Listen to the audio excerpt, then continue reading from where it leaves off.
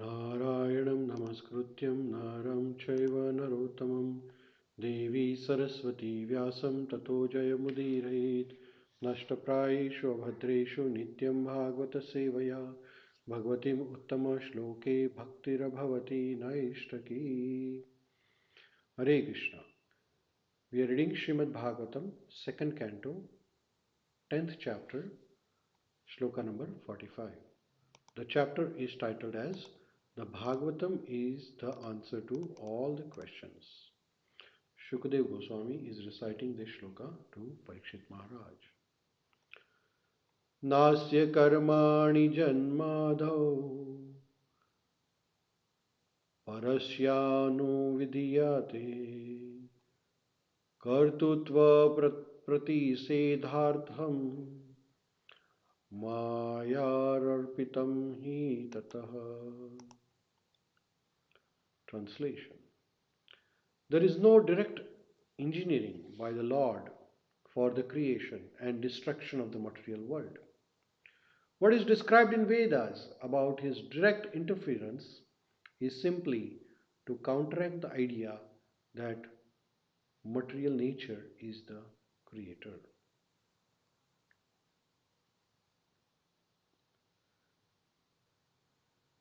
So here Shukadeva Goswami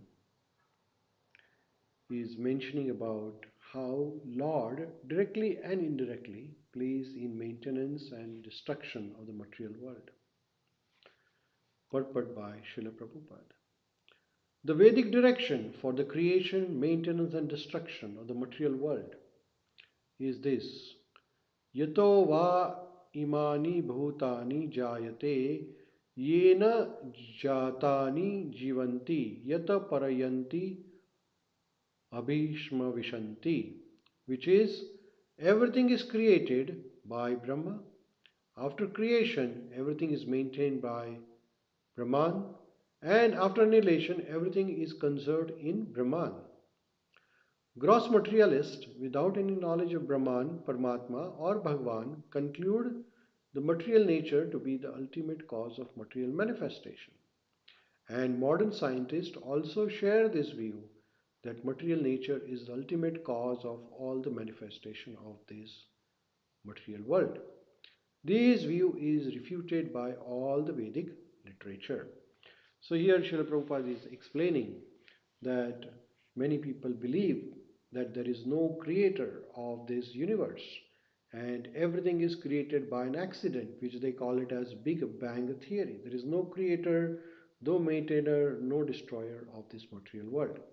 But Vedic literature refutes this theory, and Vedic literature says that there is a maintainer, there is a creator, and there is a destroyer of this material world, which is ultimately Lord Krishna, who appears in the form of Mahavishnu. From Mahavishnu comes Garbhodakshai Vishnu. From Garbhodakshai Vishnu's navel comes Brahmaji, and Brahmaji is the secondary creator. Primary creator is Lord Vishnu. All the basic material elements are created by Lord Vishnu, including the jivas, which is called as primary creation or sarga. And with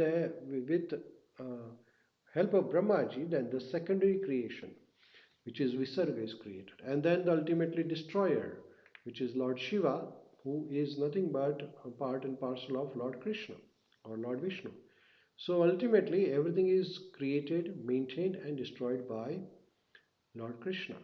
However, materialists or people who do not believe in the existence of God, they think that everything is existing by chance or automatically it happens. There is nobody who can maintain or regulate this process of creation and maintenance and annihilation, which is kind of unscientific because everything in the science has a creator. Like for example, this microphone or a computer or this camera, there is a person who created it. Can you say that a camera is just came by chance?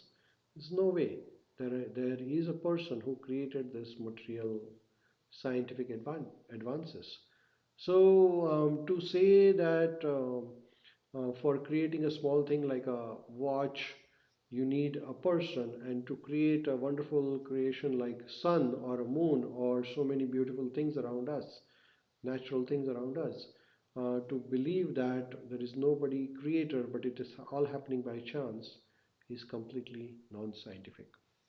Further, Srila Prabhupada says, the Vedanta philosophy mentions that Brahma is the fountainhead of all the creation.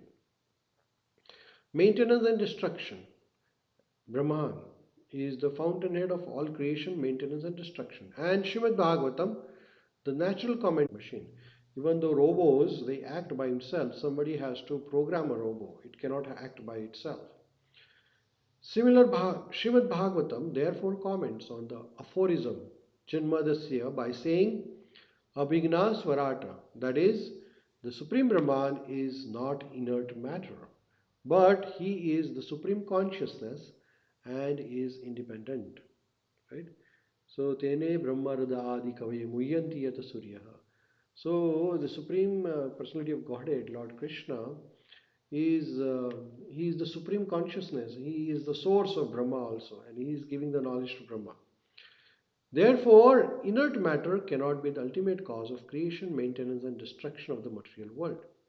Superficially, material nature appears to be the cause of creation, maintenance, and destruction. But material nature is set into motion for creation by the Supreme Conscious Being, the personality of Godhead. Right?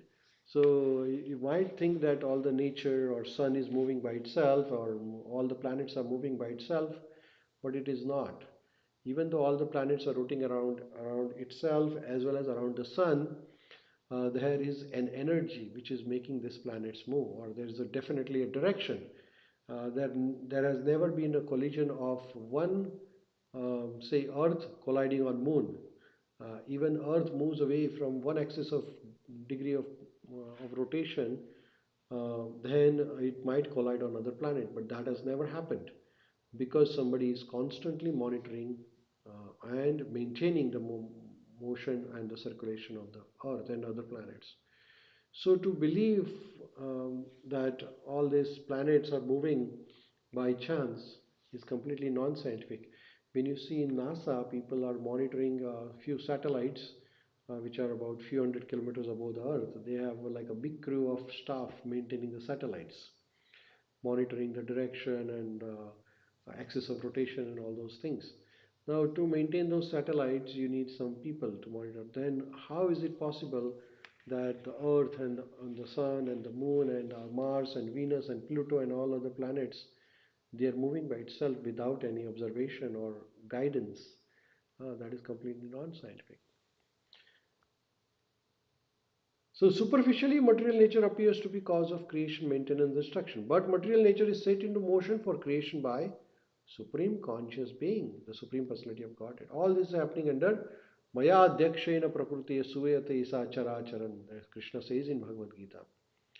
His background knowledge of all creation, maintenance and destruction, and confirmed in Bhagavad Gita as māyā prakrutiya suyate sa characharan hetu nanena kaunteya jagatavi parivartate. The material nature is one of the energies of Lord, and she can work under the direction of Lord. Adhyakshena. Adhyaksha means under the direction of Krishna. When the Lord throws his transcendental glance over the material nature, then only can the material nature act as a father contacts mother, who is then able to conceive a child. So it is all happening under the discretion or the guidance of Lord Krishna. Although it appears to the layman that mother gives birth to a child, the experienced man knows that the father gives the birth to the child. So a person or small child who might think that the mother is giving the baby from the womb by herself, but no, there is always a need of father. A small child may think that the plane is flying by itself, but we know that there is a person inside the plane who is pilot, who is flying the plane. So it is just about the knowledge, the material nature therefore produces moving and standing manifestation of the material world after being contacted by Supreme Father and not independently, right? So as to produce a child, you need a father and mother. Similarly, all this material nature, it can produce so many offsprings because of blessing of Krishna. Considering the material nature to be the cause of creation, maintenance, etc., is called the logic of nipples on the neck of a goat. So Chaitanya Charitamrita by Srila Krishnadas Kaviraj Goswami describes this logic of Ajagalastana Nyaya as follows, explained by Divine Grace Srimad Bhaktisiddhanta Saraswati Maharaj. The material nature as the material cause is known as pradhana, and as the efficient cause is known as maya. But since the inert matter, it is not the remote cause of creation. Krishnadas Kaviraj Goswami states as follows, Ata eva Krishna mula jagata karana prakriti karana yaicheya jagalastana. Because Karnadakshai Vishnu is the plenary expansion of Krishna, he who electrifies the matter to put in the motion. The example of electrification is quite appropriate. A piece of iron is certainly not fire. But when the iron is made red hot, certainly it has the quality of a fire through its burning capacity. The matter is compared to the piece of iron, and it is electrified or made red hot by the glance or manipulation of the supreme consciousness of Vishnu. Only by such electrification is the energy of matter displayed in various actions and reactions. Therefore, inert matter is neither efficient nor the material cause of cosmic manifestation. So no matter how deceptive it appears to our eyes that material nature is acting by itself, but material nature cannot act by itself. Bhagavatam, 3rd canto, 28th sloka, 28th chapter, 40th sloka. Yatho mukada vishpulingad dhumadvapi swasambhavad api atmavena bhimatad yathagni prathag ulmukata. The original fire, its flame, its sparks, its smoke, and all are one. For the fire is still fire, yet is different from the flame. The flame is different from the sparks, and sparks are different from the smoke. In every one of them, namely the flame, in the sparks, and in the smoke, the integrity of fire is present. Yet all of them are differently situated with different positions. So fire and the smoke are simultaneously one but different because they have a different nature. That's the Achinta Veda Ved Tattva. Similarly, fire and the sparks, they are same as well as different because the sparks exist because of fire, but you cannot say that sparks are the fire, right? The cosmic manifestation is compared to the smoke, whereas cosmic manifestation is compared to the smoke because when the smoke passes over the sky, so many forms appear, resembling many known and unknown manifestations. The sparks are compared to the living entities, and the flames are compared to the material nature, pradhan. One must know that each and every one of them is effective simply because of being empowered by the quality of original fire. You see, original fire, it empowers the smoke, it empowers the sparks, it empowers the flame, and that is why they have energy. So it is the original fire which is giving the energy to them. Similarly, it is the Krishna who is giving the energy to all the living entities. Therefore, all of them, namely the material nature, the cosmic manifestation, and living entities, are but different energies of Lord, fire. Therefore, those who accept the material nature as the cosmic manifestation, original cause, Prakriti, the cause of creation according to Sankhya philosophy, are not correct in their conclusion. So, to believe that everything is automatically happening by material nature is not correct. The material nature has no separate existence without the Lord.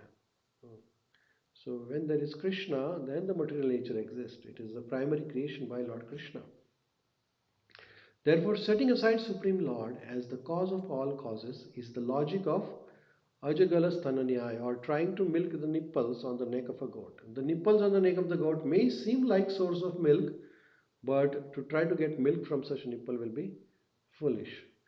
Similarly, to try to think that everything is happening by material nature by itself is also foolish. We should be very careful about that. Thank you so much.